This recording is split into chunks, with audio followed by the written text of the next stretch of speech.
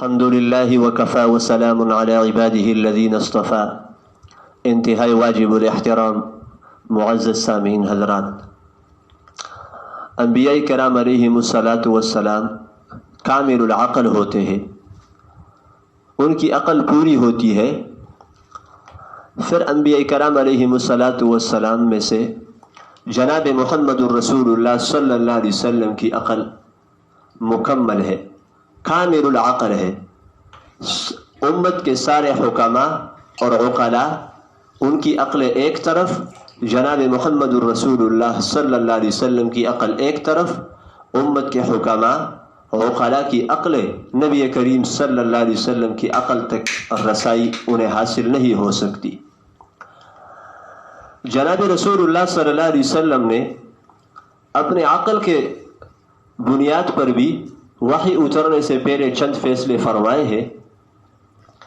چنانچہ احادیث مبارکہ میں سے ایک حدیث مبارک میں آتا ہے کہ ایک بندہ رسول اللہ صلی اللہ علیہ وسلم کی خدمت میں حاضر ہوئے اور کہا کہ اللہ کے رسول، مجھے میرا پڑوسی نے بہت زیادہ تنگ کیا اور میں نے بہت زیادہ خوش آمدید کر لی اور منتیں کر لی، لیکن وہ سمجھ نہیں سکتا اور وہ اپنی ایذاؤں سے باز نہیں آ رہا، تو میں کیا کروں؟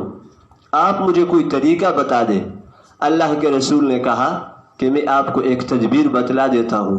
وہ تدبیر یہ ہے کہ آپ اپنے گھر کے سارے سامان اٹھا کے باہر سڑک پہ بیٹھ جائے اور سامان کے اوپر بیٹھ جائے، تو جب بھی کوئی آئے گا تو وہ آپ سے پوچھے گا کہ آپ کا گھر کے ہوتے ہوئے آپ باہر سامان پر کیوں بیٹھے ہو؟ تو آپ کہہ دینا کہ مجھے میرے پڑوسی نے بہت زیادہ ایذائیں دی اور یہاں تک کہ مجھے مارا پیٹا، سمجھایا میں نے، وہ سمجھ نہیں رہا۔ تو جو آئے گا آپ سے پوچھے گا، آپ یہی جواب دو، تو وہ آپ کے پڑوسی پر لعنت بیچتا جائے گا۔ صبح سے شام تک مدینے کے ہزاروں تعداد نے اس پڑوسی پر لعنتیں بھیجی۔ بالآخر وہ پڑوسی آیا اور کہا کہ میں آپ کو اللہ کا واسطہ دیتا ہوں اور میں توبہ کرتا ہوں، آئندہ میں آپ کو اس طرح تکلیفیں نہیں دوں گا، اور آپ اپنے گھر کے اندر آ جائے اور سامان آپ اگر اپنے گھر کے اندر داخل کرے، آئندہ کے لیے میں آپ سے وعدہ کرتا ہوں آپ کو کسی قسم کی تکلیف نہیں دوں گا، بلکہ میں آپ کی خدمت کروں گا۔ چنانچہ سارا سامان گھر کے اندر داخل کیا، تکلیف اور ایذا کے بجائے اس نے اس آدمی کی خدمت کرنی شروع کر دی۔ تو یہ رسول اللہ صلی اللہ علیہ وسلم نے اپنی عقل سے یہ تدبیر بتائی، وحی سے نہیں۔ اسی طرح رسول اللہ صلی اللہ علیہ وسلم نے غزوہ بدر کے اندر اپنی عقل سے ایک تدبیر بتائی اور اپنے عقل سے، عقل کی بنیاد پر، کامل العقل کی بنیاد پر ایک اپنے دشمن سے بات نکلوائی اور راز کی بات دشمن نے بتائی۔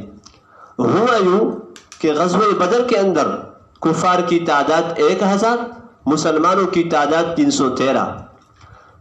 دشمن کے کیمپ سے ایک بندہ نکل آیا، صحابہ کرام نے انہیں پکڑ لیا۔ صحابہ پوچھنا چاہ رہے تھے کہ ہمیں کس طریقے سے دشمن کی تعداد معلوم ہو جائے اور ہمیں پتہ چل جائے کہ دشمن کی تعداد کتنی ہے۔ صحابہ نے پوچھا کہ آپ کے کیمپ کے اندر دشمنوں کی تعداد کتنی ہے؟ تو وہ ہوشیار بندہ تھا اور اپنے لشکر کا خیر خواہ تھا۔